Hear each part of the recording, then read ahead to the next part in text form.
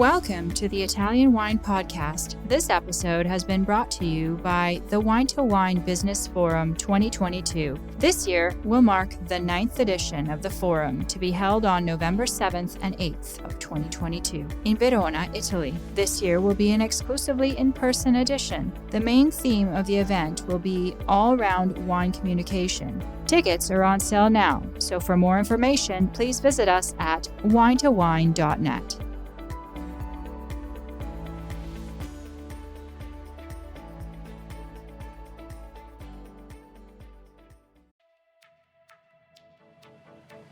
Welcome to this special Vinitaly International Academy 2022 Taormina Gourmet and Mt Etna Gita Scolastica series. The last week of October took a team of our staff and 15 Vinitaly International Academy ambassadors to the annual Taormina Gourmet event hosted by Cronache di Gusto, and then on to explore several vineyards and wines on Mt Etna. Of course, we documented the whole experience. Listen in as Cynthia Chaplin narrates her travel adventures. And remember, if you prefer written content, just go to our blog on italianwinepodcast.com. Now, onto the show. It was an early start as 3 members of the VIA team flew from Verona to Catania, kicking off the VIA Gita Scolastica Taormina Gourmet and Mt Etna edition for 2022. A little sleepy but raring to go, Elena Voloscina, Victoria Cece, and I took off into the dawn skies full of excitement. We were enchanted by the stunning drive to our hotel Villa Diodoro, the sea sparkling in the sunshine on our right and Mt Etna rising majestically on our left, with wispy plumes of smoke drifting from its peak. But it was straight down to business once we arrived. We met up with our excited and enthusiastic group of Italian wine ambassadors, many of whom had braved the challenges of an Italian air traffic control strike and fought their way through travel hell to get to Sicily. A mad dash to get to our first masterclass, 6 Grillos presented by Jeff Porter and Antonio Rallo of Donna Fugata and president of the Sicilia Dock Consortium. There's been a Grillo explosion all over the island, and these wines showed the depth and breadth the 2 biotypes of Grillo can produce. All showed great levels of fresh acidity, with Feudo Arancio 2021 from Ragusa giving great balance between fruit, minerality, and acidity, with notes of sage and sea salt, 5 months on lees, and a lovely long finish, all wrapped up in a sustainable recycled bottle made with 100% Sicilian glass.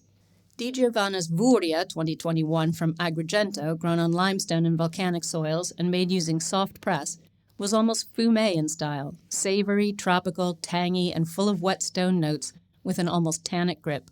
Feudo di Sisa 2021 from Monreale on clay soils used lees to give an amazing texture with sophisticated citrus and saline notes that sat comfortably on the palate, sure to become even more interesting with a little aging. Everyone ran for the pizza at the cooking masterclasses before our next tasting, this time Nero d'Avola, again with Jeff Porter and Antonio Rallo. Nero d'Avola is the most planted red grape in Sicily, and recent years have shown care and quality, with vineyards now down to 4 million hectares from their heyday of 10 million in the 1970s. Great aging potential and rootstocks that are resistant to drought are making this grape shine. Styles went from light-bodied wines made in steel with floral notes and zingy black raspberry fruit with good acidity, all the way to wines from 2018 that saw maturation in oak. Of note were Principe di Butera, Amira, 2019, grown on clay and sand at 330 meters above sea level, giving a very pretty nose with black cherry, black tea, violets, and lilac, ending with a savory finish and 1 year in oak. Planeta's Santa Cecilia 2018 from Noto at 35 meters above sea level, long maceration and 1 year in oak of various sizes, presented with blood orange and blonde tobacco leaf notes, velvety soft tannins, and a seductive, lingering soft fruit finish. Italian Wine Podcast, brought to you by Mama Jumbo Shrimp.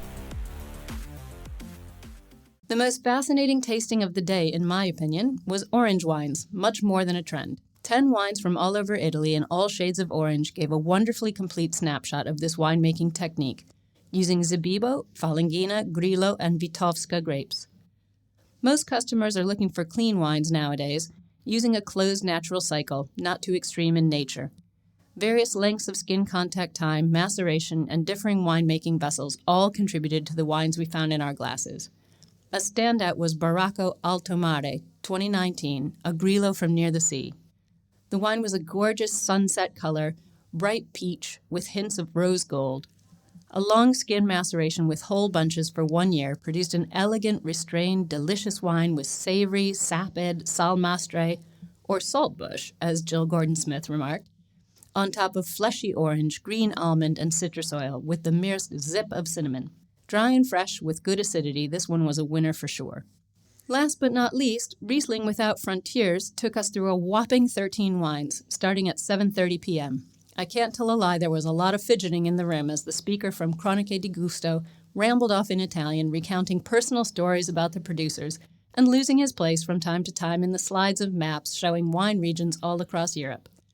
Luckily, sitting with Corin Ketty, MW student, and Andrea Ebi, MW student and head of Italian wine scholar, made this a much more interesting tasting than it otherwise might have been. The range of wines from basic screw cap steel-made styles all the way to the sweetness of Cabinet, Spatlese, and Beerenauslese examples was a great way to run through the world of Riesling and get a feel for this grape's versatility.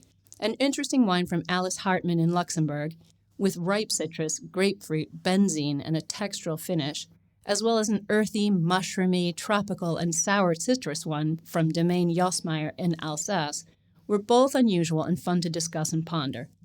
The final 3 sweeter versions also showed some interesting earthy notes, with saffron, dried autumn leaves, apples and blossom, as well as all well balanced by retained acidity. Dinner time, thank God. We all needed food and lots of it. A nighttime stroll down the road, we were treated to beautiful bites of modern Italian cuisine, cooked up by well-known chefs at buffet stations scattered around the beautiful outdoor terrace.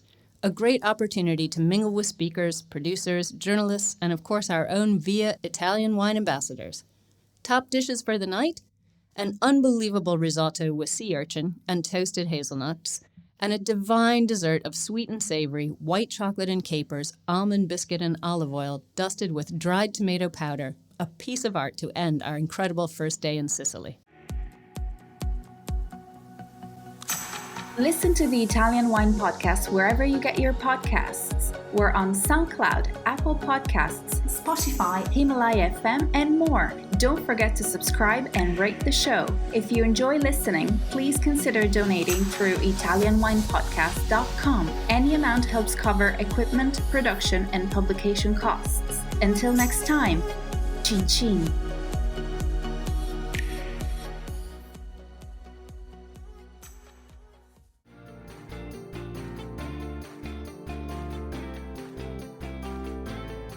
The Italian Wine Podcast is introducing a new donation drive this month. It's called Why Am I a Fan? We are encouraging anyone who tunes in on a regular basis to send us your 10-second video on why you are a fan of our podcast network or a specific show. We will then share your thoughts with the world with the goal of garnering support for our donation drive.